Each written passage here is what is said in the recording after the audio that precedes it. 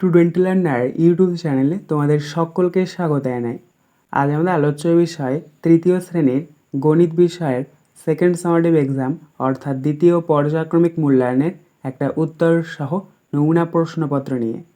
Full marks তোমাদের থাকবে 30 এবং সময় থাকবে 1 ঘন্টা। প্রশ্নপত্রটা তোমাদের সেট নাম্বার 4। 1. সঠিক উত্তরের মাথায় টিক চিহ্ন দাও। 1 × 5 = 5। ক 8 বার 5 ঘর লাফালে যাওয়া যায় 40 না 50 ঘর। দেখো 8 বার 5 ঘর লাফানো আর 8কে 5 দিয়ে গুণ করা একই, তাই 8কে যদি আমরা 5 দিয়ে গুণ করি 8 × 5 = 40 হচ্ছে, তাই সঠিক উত্তর 40।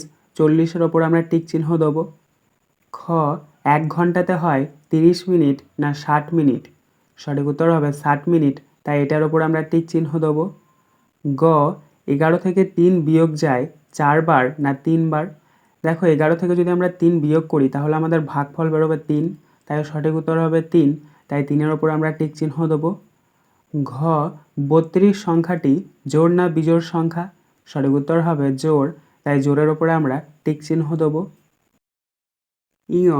কোনো সংখ্যাকে 5 দিয়ে ভাগ করলে ভাগশেষ 5-এর চেয়ে ছোট না বড় হবে। সঠিক উত্তর হবে ছোট, কারণ দেখো আমরা যে কোনো সংখ্যাকে যদি 5 দিয়ে ভাগ করি তাহলে ভাগশেষ 5-এর চেয়ে ছোটই হবে, কারণ যখন আমাদের ভাগশেষ 5-এর চেয়ে ছোট হবে তখন কিন্তু আমরা আর ভাগ করব না, তাই সঠিক উত্তর হবে ছোট। ছোটোর উপরে আমরা টিক চিহ্ন দেবো। 2 শূন্যস্থান পূরণ করো 1 × 5 = 5। ক ভাগশেষ ভাজকের চেয়ে ড্যাশ হয়, এখানে শূন্যস্থানে বসবে ছোট। খ একদিনে হয় ড্যাশ ঘন্টা, এখানে শূন্যস্থানে বসবে 24। গ কোনো সংখ্যাকে 3 দিয়ে বিভাজ্য হতে হলে সংখ্যার অঙ্কগুলোর সমষ্টি ড্যাশ দিয়ে বিভাজ্য হয়, এখানে শূন্যস্থানে বসবে 3, কারণ সেই অঙ্কগুলোর সমষ্টি যদি যোগফল 3 হয় তাহলে কিন্তু সেই সংখ্যাটি 3 দিয়ে বিভাজ্য যাবে, এটা 3 দিয়ে বিভাজ্যতার শর্ত, তাই শূন্যস্থানে তোমরা 3 বসাবে। ঘরটা দেখো দুটি বিজোড় সংখ্যার যোগফল একটি ড্যাশ সংখ্যা হবে, এখানে শূন্যস্থানে বসবে জোড়, কারণ দেখো 3 হচ্ছে একটা বিজোড় সংখ্যা আর 5 হচ্ছে একটা বিজোড় সংখ্যা, তাহলে 3 আর 5 যদি আমরা যোগ করি তাহলে হচ্ছে 8। 8 হচ্ছে একটা জোড় সংখ্যা। একটি 50 টাকার নোট খুচরো করলে ড্যাশটি 5 টাকার কয়েন পাওয়া যাবে, তাহলে 50কে যদি আমরা 5 দিয়ে ভাগ করি তাহলে 5 × 10 = 50, তাহলে আমরা শূন্যস্থানে বসাবো 1 × 0 = 10। 3 বাম দিকের সঙ্গে ডান দিক মেলাও, প্রশ্নের মান 4। দেখো এখানে তোমাদেরকে একটা বক্স বা ছক দিয়ে দেওয়া হয়েছে, বাম দিক এবং ডান দিক তোমাদেরকে মিল করাতে হবে। কতগুলো টাকার ছবি দিয়ে দেওয়া হয়েছে। দেখো প্রথম রয়েছে 100 টাকার ছবি, তাহলে এটা মিলবে ডান দিকের। কোনগুলোকে যোগ করে 100 টাকা হচ্ছে দেখো, দেখো নিচে একদম সব শেষেরটা 50 টাকার নোট রয়েছে, তারপরে 20 টাকা, তারপর আবার 20 টাকা, তারপরে 10 টাকা, এগুলোকে যোগ করলে কিন্তু 100 টাকা হয়, তাই প্রথমেরটার সাথে তোমরা শেষেরটার মেলাবে। তারপরে দেখো দ্বিতীয়টা কতগুলো টাকার ছবি দেওয়া রয়েছে। কী কী টাকার ছবি দেওয়া রয়েছে দেখো, 50 টাকা, 50 টাকা, 50 টাকা, 50 টাকা, অর্থাৎ 4টে 50 টাকা। 4টে 50 টাকা মানে হচ্ছে 200 টাকা, তাহলে এটা মিলবে ডান দিকের। দেখো 100, 100, 200 টাকার ছবি দেওয়া রয়েছে, এটার সাথে তোমরা মিল করাবে। তারপরে দেখো রয়েছে 6 × 10 = 5, 65, এটা মিলবে তোমরা ডান দিকের একদম ওপরেরটাতে রয়েছে দেখো 50 টাকা, 10 টাকা, 5 টাকা, তো 50 টাকা, 10 টাকা আর 5 টাকা যোগ করলে হচ্ছে 65, এটার সাথে তোমরা মেলাবে। এবং সবশেষে রয়েছে দেখো এখানে 5 টাকার 4টে কয়েন, 1টা 2টো 3টে 4টে, তো 5 টাকার 4টে কয়েন যদি আমরা কাউন্ট করি তাহলে পাবো 20, তাই এটা মিলবে তোমরা ডান দিকের 20 টাকা এর সাথে। 4 নিচের সমস্যাগুলির সমাধান করো। 4 × 4 = 16। ক দিদিমণি ক্লাসে 285টি খাতা নিয়ে এলেন, প্রত্যেকে 7টি করে খাতা দিলেন।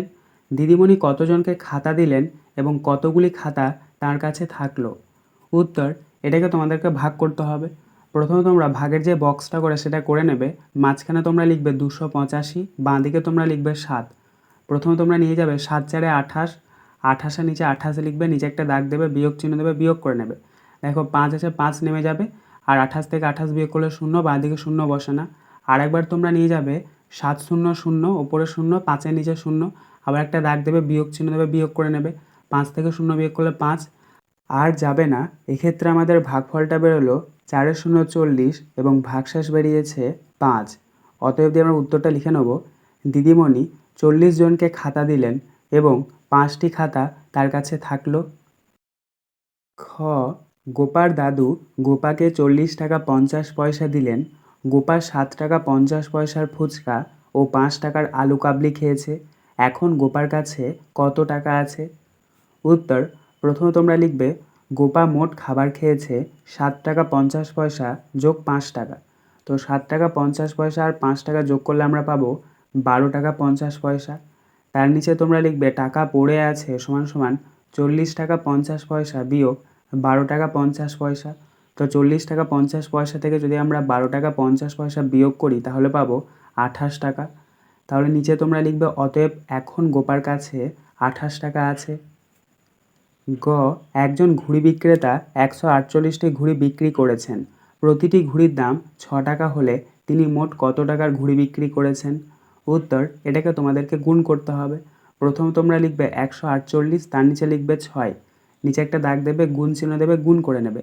6-এর সাথে প্রথমে 8-এর, 6-8টা 48, 48-এর 8 বসাও, হাতে 4 নাও, আবার 6-এর সঙ্গে 4-এর, 6-4-এ 24, 24 আর 4 যোগ করলে কত হচ্ছে 28, তাহলে 28-এর নিচে 8 বসাও, হাতে 2 নাও, 6-একে 6, 6 আর 2 যোগ করলে কত হচ্ছে 8, তাহলে আবার 8 বসাও। এক্ষেত্রে আমাদের গুণফলটা বেরোলো 888। অতএব দিয়ে আমরা উত্তরটা লিখে নেব, তিনি মোট 888 টাকার ঘুড়ি বিক্রি করেছেন। ঘ, আকাশনের গ্রামের জমিতে সেচের জল তোলার পাম্পটি প্রথম দিনে 1 ঘন্টায় 20 মিনিট 35 সেকেন্ড চালানো হলো। পরের দিন 2 ঘন্টায় 10 মিনিট 20 সেকেন্ড চালানো হলো। দুদিনে পাম্পটি মোট কতক্ষণ চালানো হলো? উত্তর, এটাকে তোমাদেরকে যোগ করতে হবে। প্রথমে তোমরা লিখবে ঘন্টা, তারপরে মিনিট, তারপর সেকেন্ড। ঘন্টার নিচে লিখবে 1, মিনিটের নিচে লিখবে 20, সেকেন্ডের নিচে লিখবে 35, আবার ঘন্টার নিচে 2, মিনিটের নিচে 10, সেকেন্ডের নিচে 20। নিচে একটা দাগ দেবে, যোগ চিহ্ন দেবে, যোগ করে নেবে। ডান দিক থেকে যোগ করবে। দেখো 5 আর 0 যোগ করলে 5, তাহলে 5 বসাও। 3 আর 2 যোগ করলে 5, তাহলে 5 বসাও। তারপরে দেখো 0 আর 0 যোগ করলে 0, 0 বসাও। 2 আর 1 যোগ করলে 3, তাহলে 3 বসাও। তারপরে 1 আর 2 যোগ করলে কত হচ্ছে 3, তাহলে 3 বসাও। এক্ষেত্রে আমাদের যোগফলটা বেরোলো 3 ঘন্টা 30 মিনিট 55 সেকেন্ড। অতএব আমরা উত্তরটা লিখে নেব, দুদিনে পাম্পটি মোট 3 ঘন্টা 30 মিনিট 55 সেকেন্ড চালানো হলো। আজকের আলোচনা পর্বটি এখানেই শেষ হলো। আশা করি ভিডিওটি তোমাদের ভালো লেগেছে। যদি ভালো লাগে একটা করে লাইক করে দিও। সবশেষে তোমাদের কাছে একটাই অনুরোধ, যারা এখনও পর্যন্ত আমাদের চ্যানেলটিকে সাবস্ক্রাইব করে উঠতে পারোনি তারা চ্যানেলটিকে সাবস্ক্রাইব করে পাশে থাকা নোটিফিকেশন বেলকে অল প্রেস করে নিও এই ধরনের নতুন নতুন ভিডিও পাওয়ার জন্য। ধন্যবাদ।